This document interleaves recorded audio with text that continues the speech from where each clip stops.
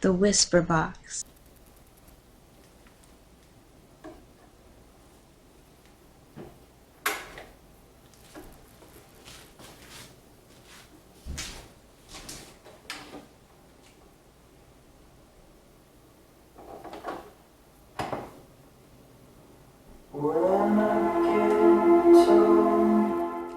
Hey guys, it's Dana from the Whisper Box, and welcome back to my channel.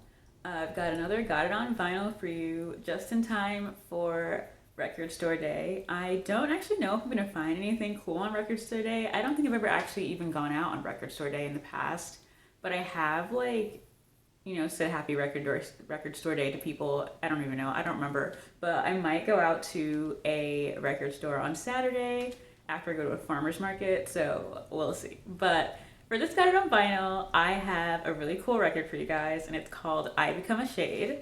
And this is it right here. It's a monochrome album art, and it's very gloomy. It's by a band from Montreal named Seoul, and that's very confusing because Seoul is in Korea, but they're from Montreal, Canada, and I found them through Majestic Casual. I don't know if any of you guys ever listened to their music, and they've had some controversy in the past with like reposting artists' stuff, but I actually have found a lot of like cool music through them, and that's how I developed my music taste. And I'm sure a lot of other people have done that as well. So I love Majestic Casual. I haven't listened to them in a while, but they are the reason that I am talking to you about this record today, because without them, I would not have heard of this band. Forgive me if you see me looking down. I'm looking at my notes so I don't forget anything that I wanted to mention. Um, they haven't actually made any music for a couple of years, which is really sad. It's very tragic because I actually almost got to see them in concert a couple years ago when they came to New York. But so I reached out to their agent or someone, and they were like, "Yeah, you can come interview them at the show." But I was like, "Oh my god, I can't on the night of the show because I have something going on." So I was really devastated. I never got to see them live, and they haven't made new music for a while. So I digress. I got this record, I believe, last year, and I listened to it a couple of times. And I always like get into a mood when I listen to it, like, and not in the best mood, like, not a happy mood, but more of like a melancholy and pensive mood whenever I listen to this album. I find that on days that it's really like rainy outside or like gloomy out, like I find myself wanting to listen to the songs from this album, whether on vinyl or in digital form. So it's just got that vibe with the monochrome black and white, and then they're just a very chill vibe. Like they don't have any like really loud music. Like they're not screamo or anything. Obviously, like they're more of an indie type of feel, and so with soft vocals. And so yeah, they're really great to listen to, especially right now when it's like kind of a miserable time during spring, as April usually is. So whenever it's like rainy on an April day and I'm tired of like the weather still being in the 40s, like this is the perfect album to reflect my mood. And yeah, so I am so excited to get into this. It's a two-sided record, so it's a very simple AV. And I have a couple of songs I want to talk to you guys about. The first one is called The Line, and it's a very trippy song. Like the instrumentals for it are very trippy. It's kind of like a synth instrumental with this really interesting like lasso sounding whip that goes whack, ding ding ding. Like I can't even imitate it because it's so good. Like it's such a fun. It's not really. I wouldn't say it's fun, but it's an interesting instrumental. I think a lot of their instrumentals have like these little quirks in them, like this, that I really love. I just think it's a super cool like track on the album. It's one of the first couple of tracks. Haunt a Light. It's Haunt slash a Light. I guess it's like one of those songs that has two names. It's a very, very interesting song because of the lyrics. Well, first of all, let me, full disclaimer, this is one of those albums where you'll never actually know the real lyrics unless you ask the artists or the songwriter what the lyrics are. So I'm assuming that in the song they have a line that says, "The way you go is right."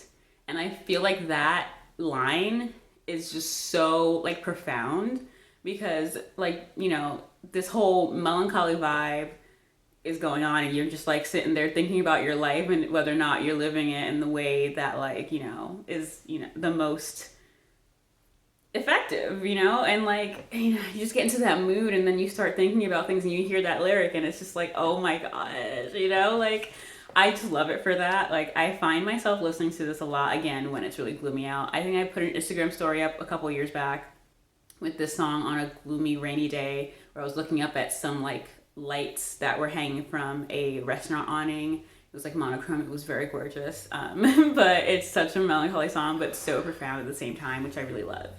Um, Another song that I really, really love. Sorry about the noise. Someone's trying to come into my house. But another song that I really love is the first song that I actually ever heard from them, which was on Majestic Casual, like I said before. It's called Stay With Us. And it's such a cute romantic song. The video is so relaxing. It's basically, I think this like woman, I haven't seen it for a while, but there's this woman, she's basically like standing in a like plaza like setting, and she's kind of like doing this whole like floaty vibe, like Matrix type of thing. So it's really relaxing to watch. It's like visual ASMR a little bit. And it's such a cute song. Like I have my own idea for what the video would be in my head, and it's way more romantic. But I think this definitely works for people who don't really care for the romantic, sappy stuff that I think would have been really cool for the video. But I like it nonetheless, and it plays really great on vinyl as well. So it's super fun. It's more of an upbeat vibe. Like there aren't many tracks on this album that are upbeat like this, and this is one of them. And that was the first song I heard from them. So to hear this and then find out that most of the album is super melancholy and to still like it is saying something. But last but not least, another favorite on this album is Silencer. And this one I didn't actually like as much on digital. So when I finally got the record on vinyl, I started liking this one a lot. The song is a little bit vulgar and aggressive from the get-go. Like the first lyric, I think has an expletive in it. And I don't remember what expletive it is because I don't really pay attention to that part of the song.